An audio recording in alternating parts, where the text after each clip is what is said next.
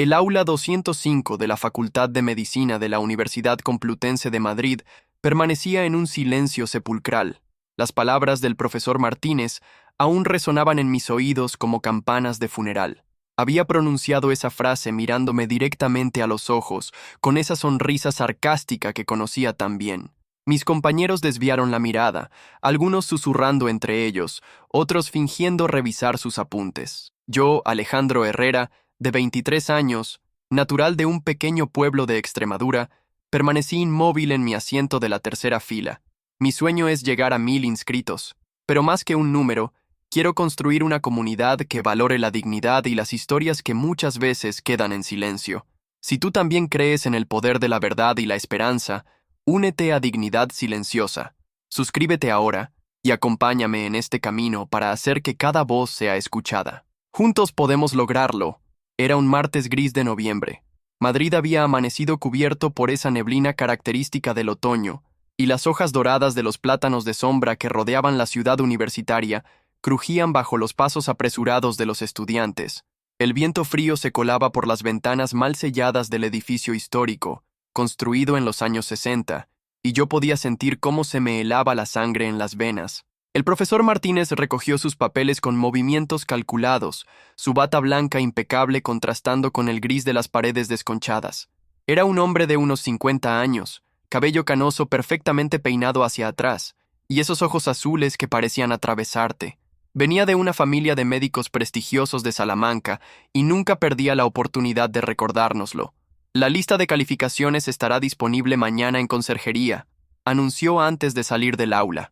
Y recuerden, solo los 20 primeros podrán continuar con las prácticas hospitalarias. El murmullo creció cuando la puerta se cerró tras él.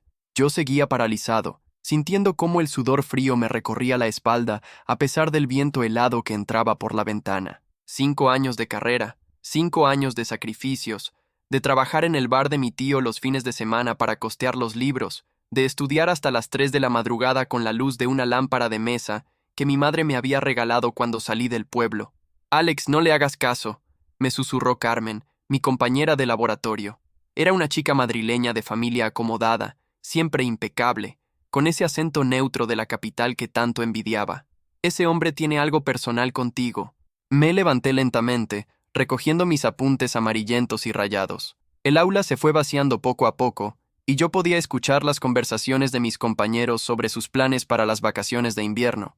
Algunos hablaban de sus padres médicos que ya les tenían plazas reservadas en clínicas privadas, otros de sus viajes a esquiar a los Pirineos. Salí al pasillo principal, donde los fluorescentes parpadeantes creaban sombras extrañas sobre los azulejos blancos del suelo.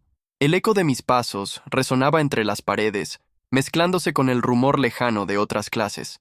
Me dirigí hacia la salida, pasando por delante de los cuadros de antiguos decanos y profesores ilustres que parecían juzgarme desde sus marcos dorados. Al llegar al patio central, me detuve junto a la fuente de piedra que llevaba décadas sin funcionar.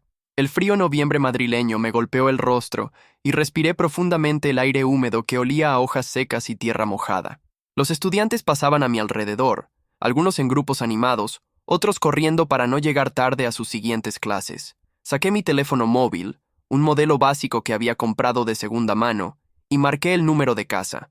Mi madre, Esperanza, respondió al segundo tono. «¿Cómo ha ido el examen, hijo?» Su voz sonaba cansada, pero esperanzada. «Bien, mamá. Mañana sabremos los resultados. Seguro que has quedado el primero. Siempre has sido muy listo». Cerré los ojos y apoyé la espalda contra la pared de ladrillo rojo del edificio. Mi madre trabajaba limpiando oficinas en Cáceres, salía de casa a las 5 de la madrugada y no regresaba hasta las 10 de la noche. Mi padre había muerto cuando yo tenía 18 años, en un accidente en la obra donde trabajaba como albañil. Desde entonces, mamá había hecho malabares para mantenerme estudiando. «Te tengo que dejar, mamá. Tengo que ir a trabajar. Cuídate mucho, Alejandro. Y come bien». Colgué y me dirigí hacia la boca del metro. La estación de Ciudad Universitaria estaba abarrotada de estudiantes que regresaban a sus casas o se dirigían al centro de la ciudad. El vagón olía a humedad y a perfumes baratos, y yo me agarré a la barra metálica sintiendo el bamboleo familiar del tren subterráneo. Bajé en Sol y caminé por las calles empedradas del Madrid de los Austrias hasta llegar al Bar Manolo, un local pequeño y acogedor regentado por mi tío Vicente, hermano de mi padre. Las paredes estaban decoradas con fotografías en blanco y negro del Madrid antiguo, y la barra de mármol había visto pasar generaciones de clientes habituales. ¿Qué tal, chaval? Me saludó mi tío mientras limpiaba vasos detrás de la barra.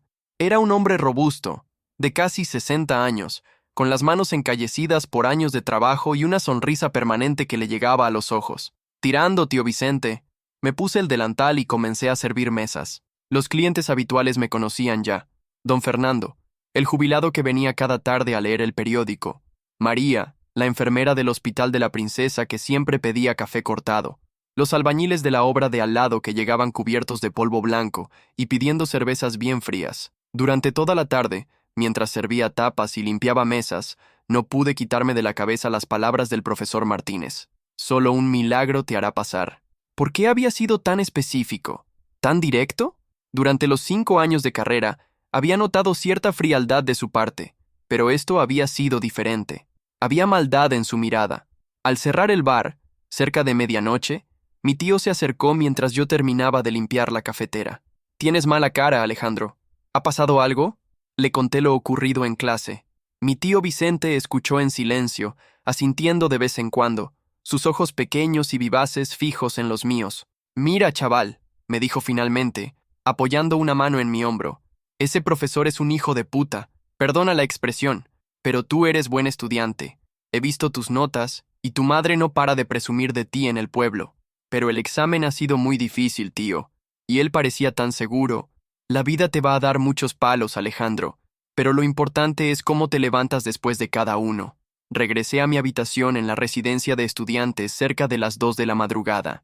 Era un cuarto pequeño, de unos 10 metros cuadrados, con una cama individual, un escritorio de madera desgastada y una ventana que daba a un patio interior.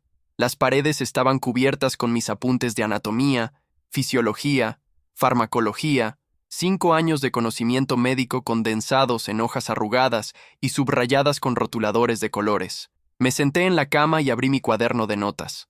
Repasé una vez más las respuestas que había dado en el examen. Anatomía del sistema nervioso central, fisiopatología cardiovascular, farmacología clínica. Estaba seguro de haber respondido correctamente al menos el 80% de las preguntas. No pude dormir. Daba vueltas en la cama estrecha, escuchando los ruidos nocturnos de Madrid que se filtraban por la ventana, sirenas lejanas, el rumor del tráfico, algún que otro grito de jóvenes que regresaban de fiesta.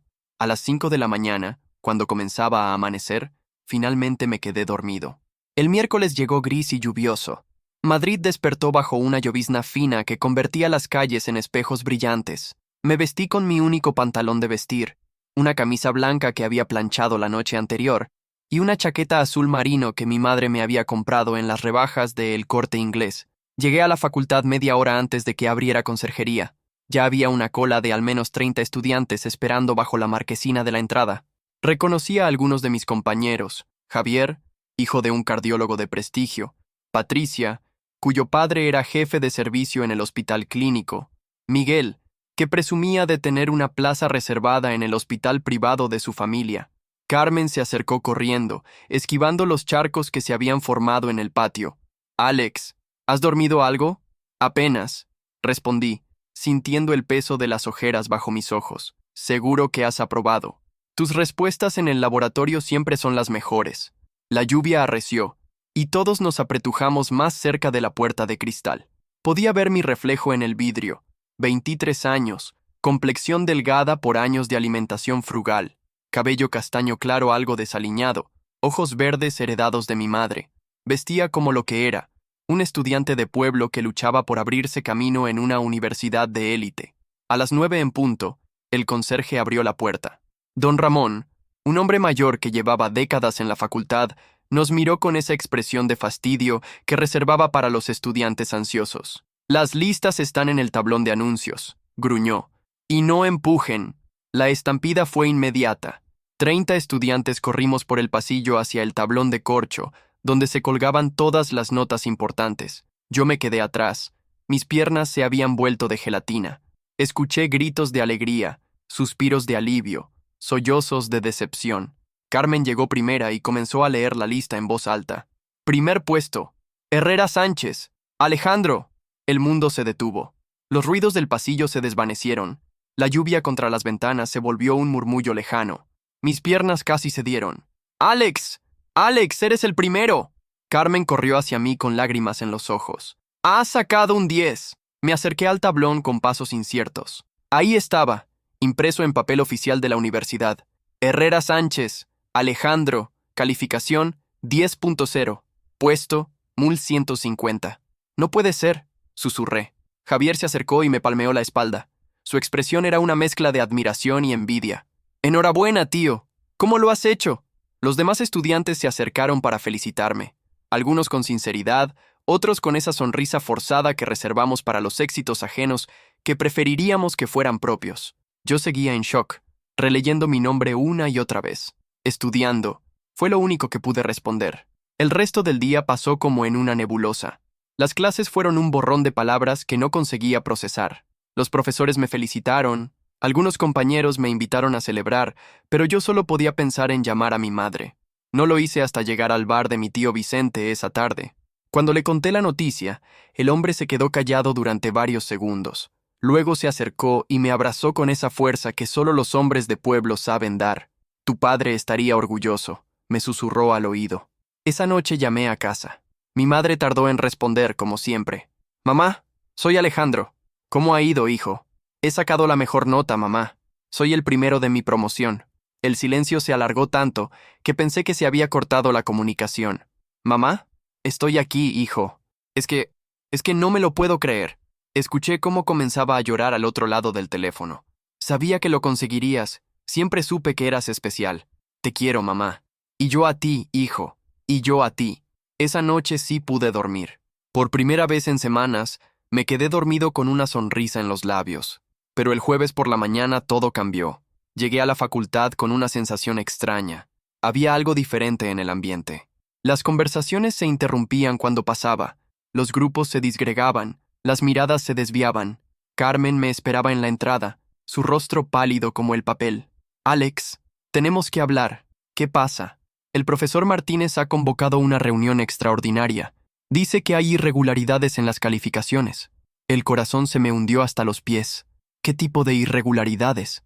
No lo sabemos, pero ha citado específicamente a los 10 primeros de la lista.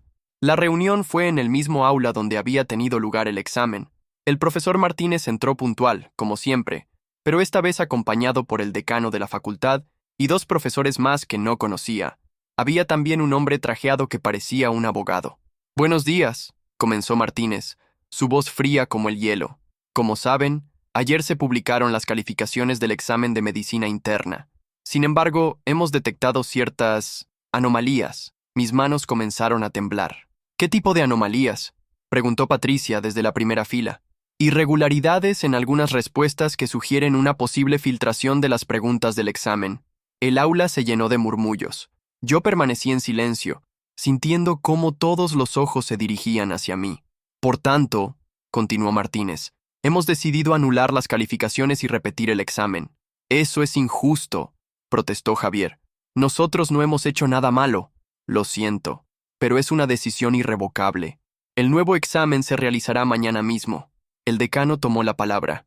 Entendemos que esto es molesto, pero la integridad académica de esta institución no es negociable. Cuando terminó la reunión, salí del aula sintiendo que el suelo se movía bajo mis pies. Carmen me siguió hasta el patio. Esto es una injusticia, me dijo furiosa. Martínez está intentando perjudicarte. Tal vez tengan razón. Tal vez alguien filtró las preguntas. Tú no. Tu nota fue completamente limpia. ¿Cómo lo sabes? Porque te he visto estudiar. Te he visto sacrificarte durante 5 años. Te he visto trabajar en el bar hasta altas horas para pagarte los libros. Esa tarde no pude concentrarme en el trabajo. Serví las mesas de forma automática, con la mente en blanco. Mi tío Vicente notó mi estado de ánimo, pero respetó mi silencio. Al cerrar, me quedé sentado en una de las mesas, mirando mi reflejo en la ventana que daba a la calle. Madrid bullía afuera con su vida nocturna, pero yo me sentía completamente desconectado del mundo. «¿Qué vas a hacer?», me preguntó mi tío, sentándose frente a mí. «No lo sé. Estudiar otra vez, supongo. Ese cabrón te tiene manía. Tal vez sea mejor así. Tal vez no esté hecho para esto». Mi tío golpeó la mesa con la palma de la mano. «No digas chorradas. Tú vales más que todos esos señoritos juntos. ¿Y si no apruebo el segundo examen? Pues lo repetirás hasta que lo apruebes. Tu madre no se ha matado trabajando para que te rindas ahora. Esa noche estudié hasta las 5 de la madrugada. Repasé cada apunte, cada esquema, cada diagrama. Mi cuarto se llenó del humo de las velas que encendía cuando se iba la luz para ahorrar en la factura eléctrica. El viernes amaneció despejado por primera vez en días. El sol de noviembre entraba oblicuo por la ventana de mi habitación, creando patrones de luz sobre mis libros dispersos. Llegué a la facultad 1 hora antes del examen. Esta vez no había cola, solo unos pocos estudiantes nerviosos fumando en la puerta. El ambiente era completamente diferente al del miércoles. La celebración había sido reemplazada por una tensión espesa que se podía cortar con un cuchillo.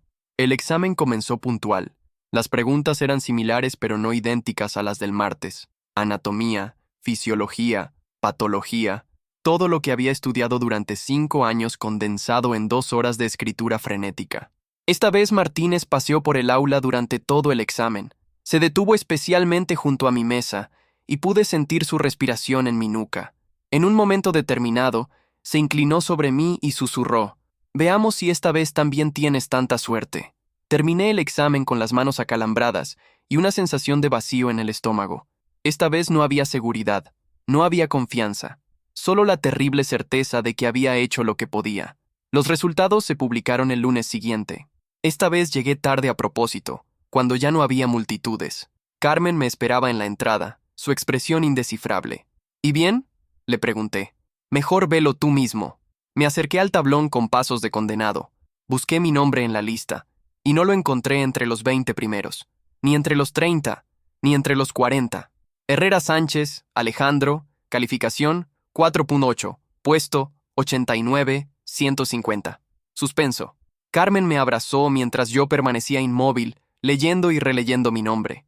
La misma caligrafía, el mismo papel oficial, pero un resultado completamente diferente. «Esto no es posible», murmuré. «Lo siento, Alex, lo siento mucho». El resto del día fue una pesadilla. Llamé a mi madre y le mentí, diciéndole que aún no habían publicado las notas. No pude ir al bar de mi tío. En su lugar, caminé sin rumbo por las calles de Madrid hasta que me dolieron los pies. Al anochecer, me encontré en el Parque del Retiro. Me senté en un banco junto al estanque, viendo cómo las últimas parejas de la tarde paseaban en las barcas de remos. Las hojas doradas caían lentas sobre el agua negra, creando círculos concéntricos que se expandían hasta desaparecer. ¿Qué iba a hacer ahora? ¿Cómo iba a mirar a mi madre a los ojos? ¿Cómo iba a explicarle que 5 años de sacrificios habían sido en vano? Mi teléfono sonó. Era Carmen. «¿Dónde estás?» «En el Retiro. Te he estado buscando por toda la facultad. Tengo que contarte algo importante». «¿El qué?» «No por teléfono. ¿Puedes venir a mi casa?» Carmen vivía en un piso en el barrio de Salamanca, una zona residencial que yo solo conocía por las películas. El portal tenía mármol en el suelo y espejos dorados en las paredes. El ascensor era silencioso y olía a perfume caro. Su piso era espacioso y elegante, con muebles antiguos y cuadros originales en las paredes. Me ofreció un café que servía en tazas de porcelana fina. «Alex, tengo que contarte algo que pasó después del examen del viernes». «¿El qué?» Vi al profesor Martínez saliendo de la sala de profesores con los exámenes corregidos. Pero había algo extraño. ¿Extraño cómo? Los llevaba en 2 montones separados. Uno muy pequeño, otro muy grande. «No entiendo». Carmen se acercó más, bajando la voz como si alguien pudiera escucharnos. «Creo que cambió tu examen por otro. Eso es una acusación muy grave. Lo sé, pero también sé lo que vi. ¿Y qué propones que haga? ¿Que lo acuse sin pruebas? Hay alguien que podría ayudarnos». «¿Quién?» «Mi padre». Carmen me explicó que su padre, además de ser médico, tenía contactos importantes en la universidad. Podía ayudarme a investigar lo que había pasado con mis exámenes. «No quiero caridad», le dije. «Esto no es caridad, es justicia». Esa noche volví a mi habitación con una mezcla extraña de esperanza y desesperación. ¿Era posible que Martínez hubiera manipulado mi calificación? Y si era cierto, ¿cómo podía demostrarlo? Pasé toda la noche despierto, dándole vueltas a la conversación con Carmen. Al amanecer, había tomado una decisión. Iba a luchar. El martes por la mañana, Carmen me citó en una cafetería cerca de la facultad. Llegó acompañada de un hombre de unos 50 años, impecablemente vestido, con el pelo canoso y una mirada inteligente. «Alejandro, este es mi padre, el doctor Mendoza». El hombre me tendió la mano con una sonrisa cálida. Carmen me ha contado tu situación. Es preocupante. Doctor, no quiero causar problemas innecesarios. Los problemas ya existen, joven. La cuestión es si vamos a permitir que continúen. El doctor Mendoza me explicó que conocía casos similares en otras facultades, profesores que utilizaban su poder para favorecer o perjudicar a determinados estudiantes. ¿Qué podemos hacer? Primero, necesitamos evidencias. Segundo, necesitamos aliados dentro de la facultad. ¿Aliados? Otros profesores que estén dispuestos a apoyarte, gente que conozca tu trayectoria académica.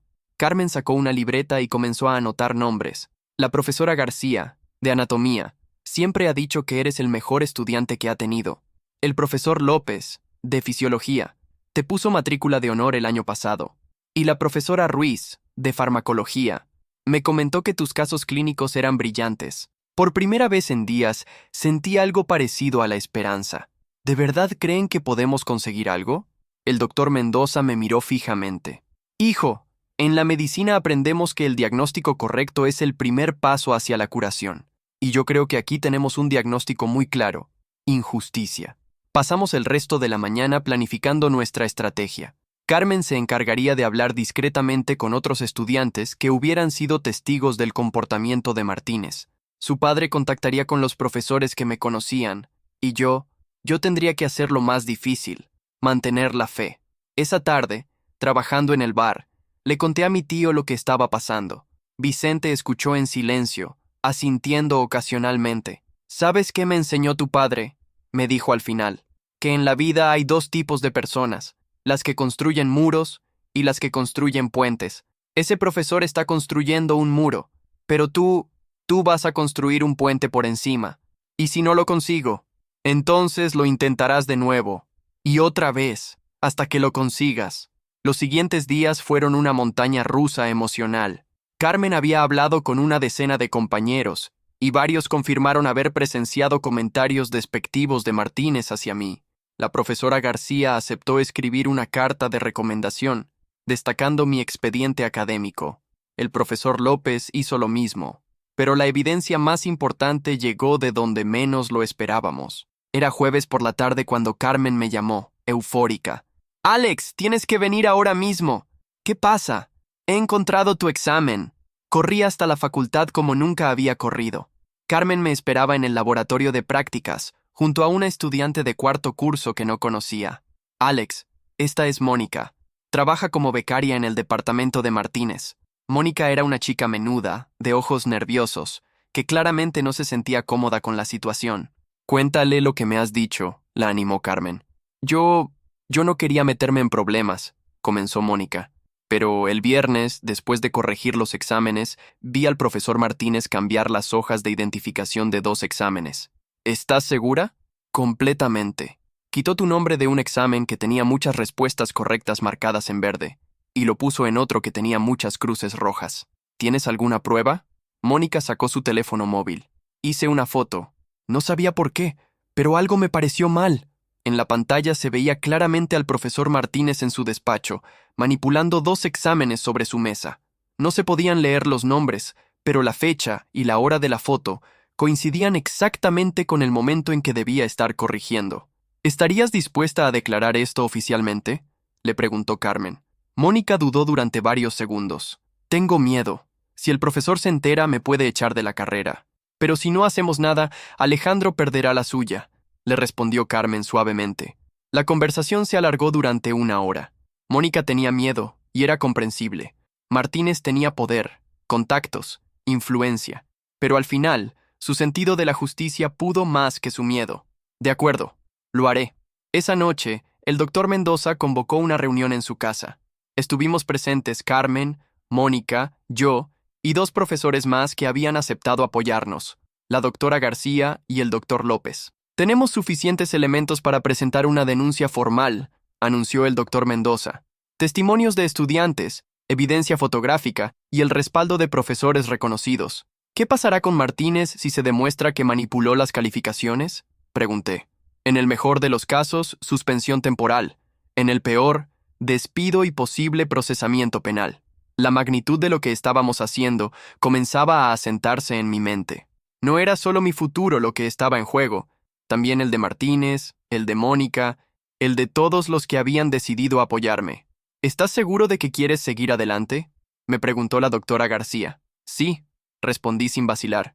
No solo por mí, sino por todos los estudiantes que puedan ser víctimas de esto en el future.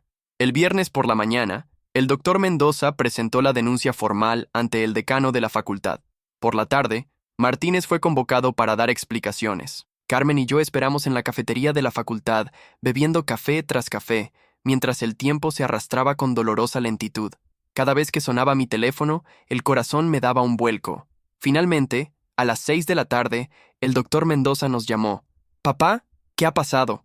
Venid a mi despacho. Tengo noticias». Corrimos escaleras arriba hasta el 5º piso, donde el doctor Mendoza tenía su consulta privada. Nos recibió con una sonrisa que no conseguía ocultar completamente su preocupación.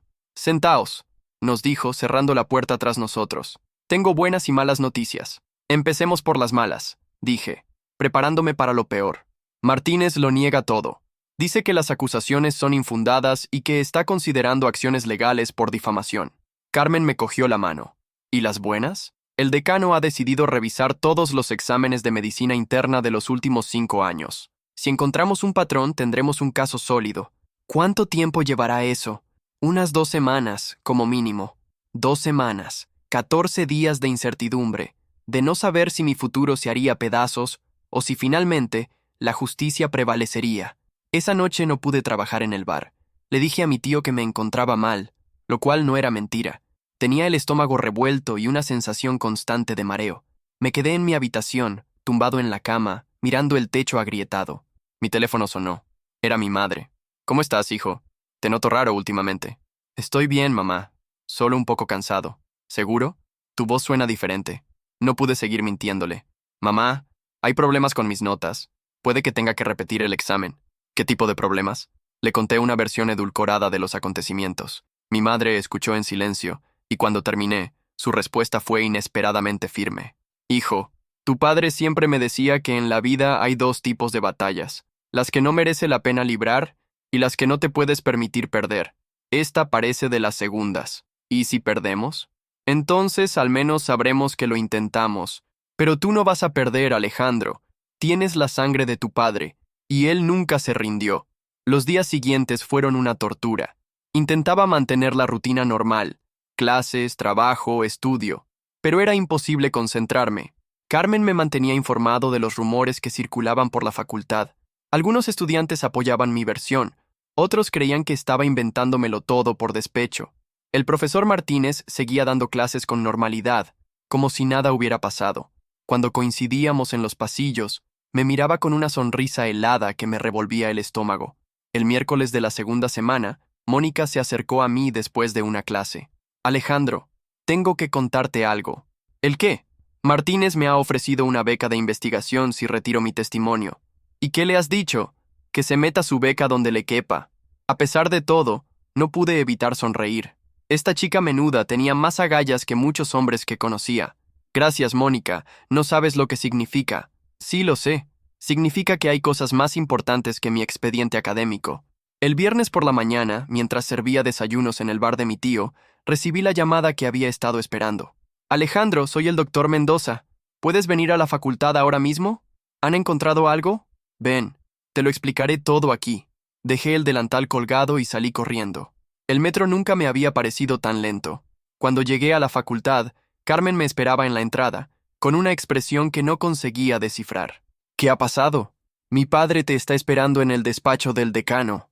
Subimos en silencio hasta la planta noble del edificio. Las oficinas administrativas tenían un aire solemne, con retratos de antiguos rectores mirando desde las paredes forradas de madera oscura. El despacho del decano era una habitación amplia, con ventanales que daban al patio principal. Detrás de un escritorio de caoba maciza esperaba el doctor Valverde, un hombre de unos 60 años, calvo, con gafas de pasta gruesa. «Señor Herrera, siéntese por favor». El doctor Mendoza estaba sentado en una silla frente al escritorio. Me indicó que ocupara la de al lado. «Alejandro», comenzó el decano, «hemos completado la revisión que solicitamos, y los resultados son reveladores». «¿En qué sentido?» Hemos encontrado irregularidades en las calificaciones de al menos 12 estudiantes durante los últimos 3 años, todos ellos de procedencia socioeconómica humilde, como usted. Sentí como la sangre se me helaba en las venas. ¿12? Estudiantes brillantes que inexplicablemente suspendían los exámenes del profesor Martínez, a pesar de tener expedientes ejemplares en el resto de asignaturas. El doctor Mendoza se inclinó hacia mí. Alejandro, no eras el único.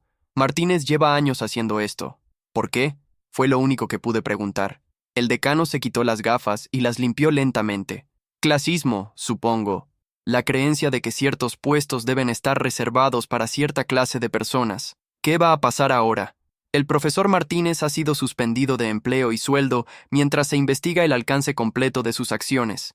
Y usted, señor Herrera, tendrá derecho a repetir el examen con un tribunal imparcial. ¿Cuándo? El próximo lunes. Si aprueba, podrá incorporarse a las prácticas hospitalarias con normalidad. Salí del despacho del decano sintiendo que caminaba sobre nubes. Carmen me abrazó en el pasillo, y por primera vez en semanas ambos lloramos. Pero esta vez eran lágrimas de alivio. Esa tarde llamé a mi madre desde el bar de mi tío. «Mamá, tengo buenas noticias». «Cuenta, hijo. El lunes repito el examen, pero esta vez va a ser justo. Sabía que al final todo se arreglaría. Tu padre te está cuidando desde arriba». Mi tío Vicente me preparó una tortilla de patatas especial para celebrar. Sus ojos brillaban de orgullo mientras me veía comer. «¿Sabes qué es lo mejor de todo esto?», me dijo. «¿El qué? Que no solo has luchado por ti, has luchado por todos los chavales como tú que vendrán después». El fin de semana lo pasé estudiando, pero con una sensación completamente diferente. Ya no era la desesperación de quien se juega todo a una carta. Era la concentración serena de quien sabe que va a enfrentarse a un examen justo. El lunes llegó soleado y frío. Un día perfecto de noviembre madrileño, con ese aire limpio que viene del norte y hace que los colores sean más vivos, los contornos más nítidos. Me presenté en la facultad 1 hora antes de lo necesario. Esta vez no había nervios, solo determinación. Carmen me esperaba en la entrada junto con Mónica y varios compañeros que habían venido a darme ánimos. «¿Cómo te sientes?», me preguntó Carmen. «Preparado», respondí. Y era verdad. El tribunal estaba compuesto por 3 profesores que no conocía, venidos expresamente de otras universidades para garantizar la imparcialidad.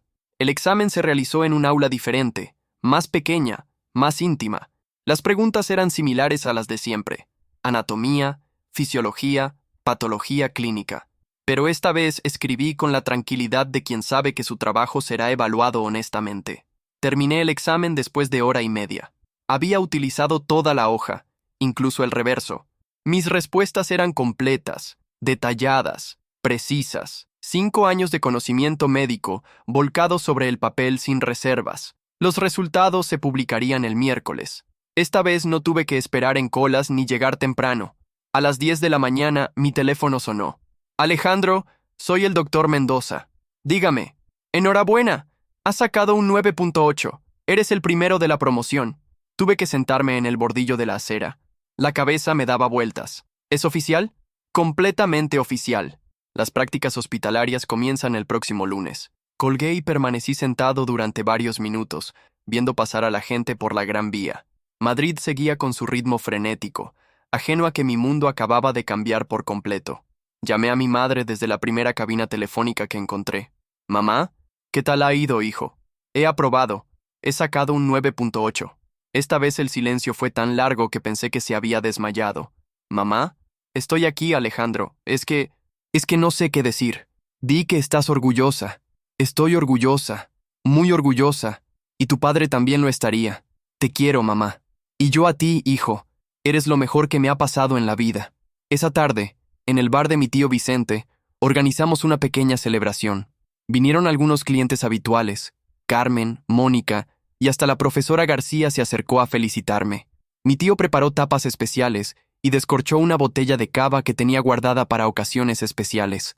«Un brindis», propuso, alzando su copa. «Por Alejandro, que nos ha demostrado que la justicia todavía existe». «Por la justicia», respondimos todos al unísono.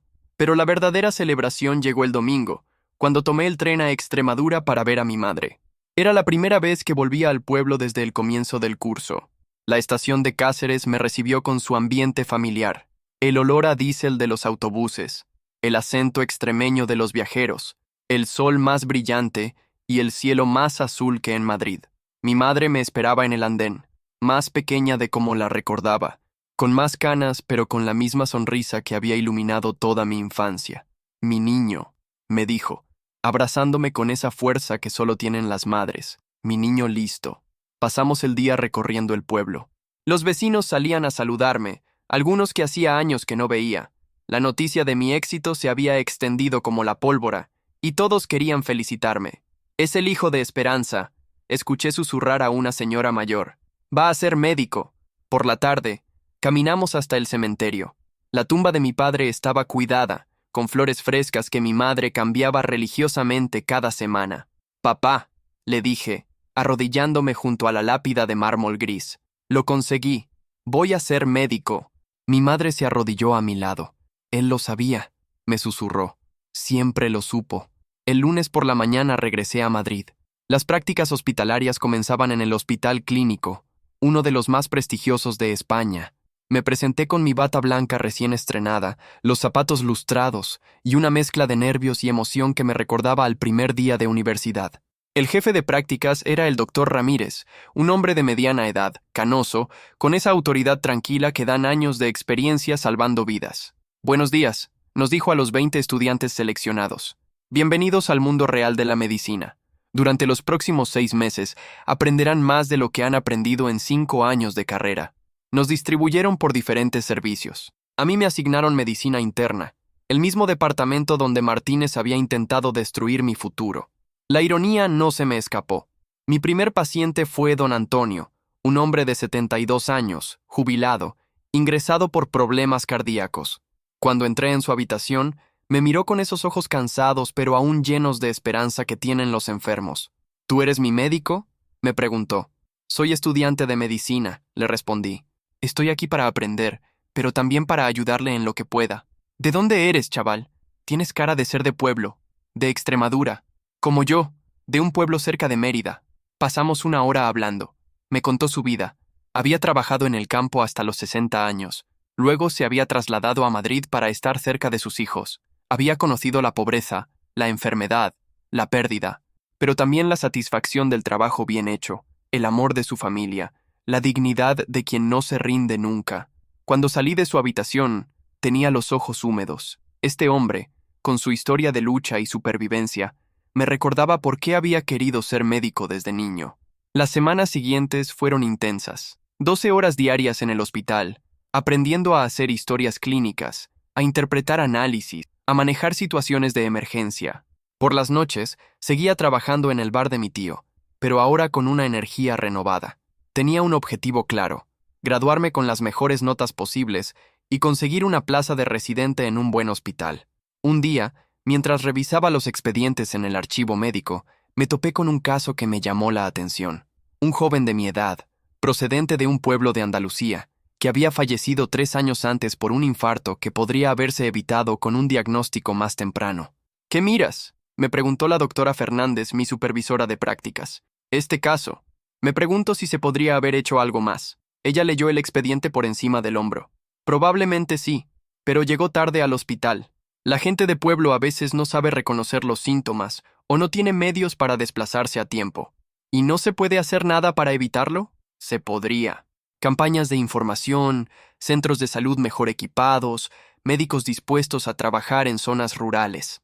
Una idea comenzó a germinar en mi cabeza, una idea que cobraría forma durante los meses siguientes. Carmen y yo nos hicimos inseparables durante las prácticas. Estudiábamos juntos, compartíamos casos clínicos, nos apoyábamos mutuamente en los momentos difíciles. Una tarde, mientras tomábamos café en la cafetería del hospital, me hizo una pregunta que me pilló desprevenido. ¿Qué vas a hacer cuando termines la carrera? Conseguir una plaza de residente, supongo. ¿Dónde? No lo había pensado. ¿Por qué? Porque yo he decidido que quiero especializarme en medicina rural.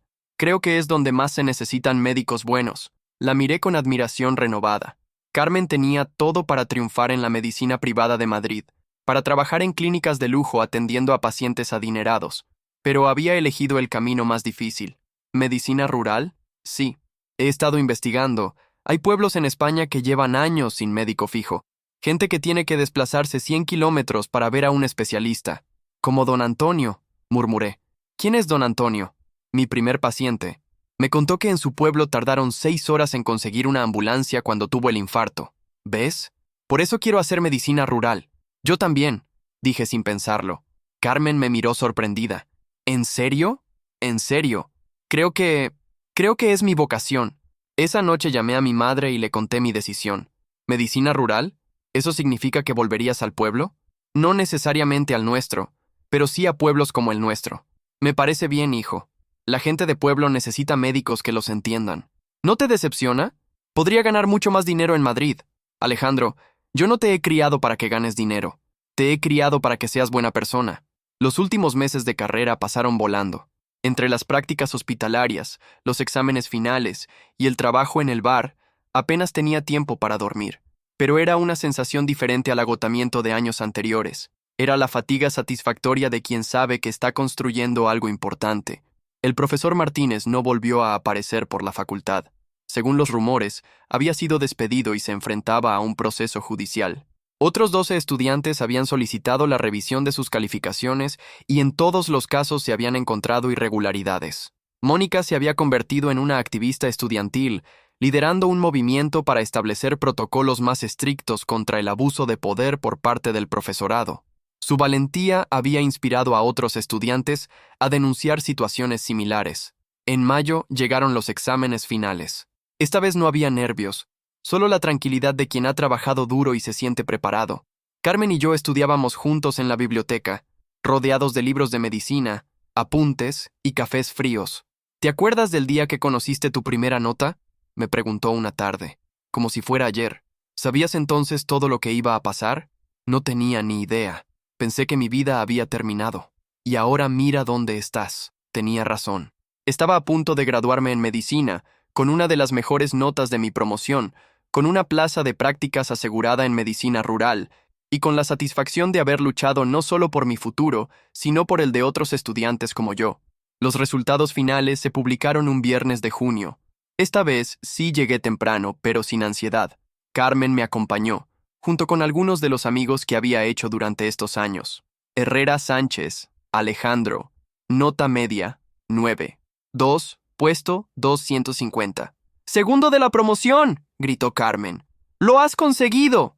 Me quedé mirando la lista durante varios minutos. 5 años de esfuerzo, de sacrificios, de noches sin dormir, de trabajar en el bar para pagarse los libros, de luchar contra profesores injustos, todo condensado en esos números. Pero lo más importante no era la nota, era el camino que había recorrido para conseguirla. La graduación se celebró en el Paraninfo de la universidad, un auditorio solemne con techos abovedados y ventanales góticos.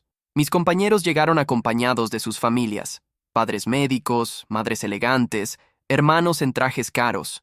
Yo llegué con mi madre y mi tío Vicente. Mamá se había comprado un vestido nuevo para la ocasión, azul marino, sencillo pero elegante. Mi tío llevaba su mejor traje, el mismo que usaba para bodas y funerales. «Estoy tan orgullosa», me susurró mi madre mientras esperábamos a que comenzara la ceremonia. Cuando llegó mi turno, subí al estrado sintiendo el peso de todas las miradas. El decano me entregó el diploma con una sonrisa cálida. «Enhorabuena, doctor Herrera». «Doctor Herrera». Las palabras sonaron extrañas en mis oídos. Después de tantos años de ser el chico del pueblo, el becario, el que trabaja en el bar, finalmente era médico. Desde el estrado pude ver a mi madre en el público, llorando de emoción. A mi lado, mi tío Vicente aplaudía con lágrimas en los ojos. En una de las primeras filas, Carmen me guiñaba el ojo. Mónica alzaba el pulgar en señal de victoria. Pero quien más me emocionó fue ver al fondo del auditorio, casi escondido entre las sombras, a don Antonio, mi primer paciente. Había conseguido el alta hospitalaria la semana anterior y había venido expresamente para verme graduarme. Esa noche hubo fiesta en el bar de mi tío Vicente. Vinieron muchos de mis compañeros de universidad, profesores, clientes habituales del bar y hasta algunos vecinos del pueblo que habían hecho el viaje expresamente para felicitarme. «Un brindis», propuso mi tío, alzando su copa por enésima vez esa noche. «Por el doctor Alejandro Herrera, que nos ha demostrado que los sueños se pueden hacer realidad». «Por el doctor Herrera», respondieron todos al unísono. Pero el momento más especial llegó cuando don Antonio se acercó a felicitarme. «Doctor», me dijo, estrechándome la mano con fuerza, ¿sabe qué es lo que más me gusta de usted? ¿El qué, don Antonio? Que no se ha olvidado de dónde viene. 6 meses después, recibí mi primera asignación como médico rural. Era un pueblo de Castilla y León, a 300 kilómetros de Madrid, con 1.200 habitantes y sin médico fijo desde hacía 2 años. Carmen había conseguido una plaza en un pueblo de Aragón, también como médica rural. Habíamos decidido mantener nuestra amistad a pesar de la distancia y planear un futuro juntos cuando las circunstancias nos lo permitieran. El día que salí de Madrid, mi tío Vicente me acompañó a la estación. ¿Nervioso?, me preguntó mientras esperábamos el tren. Un poco, pero también emocionado. Tu padre estaría orgulloso. Lo sé. El tren llegó puntual. Mientras guardaba mi maleta en el compartimento superior, mi tío me entregó un paquete envuelto en papel de periódico. Es de tu madre. Me ha pedido que te lo dé cuando te fueras. Lo abrí cuidadosamente. Dentro había la lámpara de mesa con la que había estudiado durante todos estos años, la misma que había iluminado tantas noches de estudio, tantos momentos de desesperación y esperanza. Para que no te olvides nunca de dónde vienes, decía una nota manuscrita con la letra de mi madre. Mientras el tren se alejaba de Madrid, mirando por la ventanilla los campos dorados de Castilla, pensé en todo el camino recorrido, desde aquella frase terrible del profesor Martínez hasta este momento, graduado y con un futuro prometedor por delante. Solo un milagro te hará pasar, había dicho. Y tenía razón, en cierto sentido. Había hecho falta un milagro, pero no el tipo de milagro que él pensaba. El milagro había sido descubrir que no estaba solo, que había gente dispuesta a luchar por la justicia, que la verdad, tarde o temprano, siempre sale a la luz, que los sueños, por imposibles que parezcan, se pueden hacer realidad si tienes la determinación suficiente para perseguirlos. Ahora era médico, y tenía una misión clara: cuidar de la gente que más lo necesitaba, de aquellos que, como mi familia y como yo mismo, habían tenido que luchar contra las adversidades para salir adelante. El tren avanzaba hacia el norte, hacia mi nueva vida, hacia el futuro que había construido con mis propias manos, y en mi maleta, cuidadosamente guardada, llevaba la lámpara que había iluminado el camino hasta aquí, porque al final, el verdadero milagro no había sido pasar el examen. El verdadero milagro había sido descubrir que dentro de mí tenía la fuerza necesaria para no rendirme nunca. Únete a Dignidad Silenciosa. Suscríbete ahora y caminemos juntos para que ninguna voz vuelva a ser silenciada, porque cuando una historia se cuenta con el corazón, puede cambiarlo todo.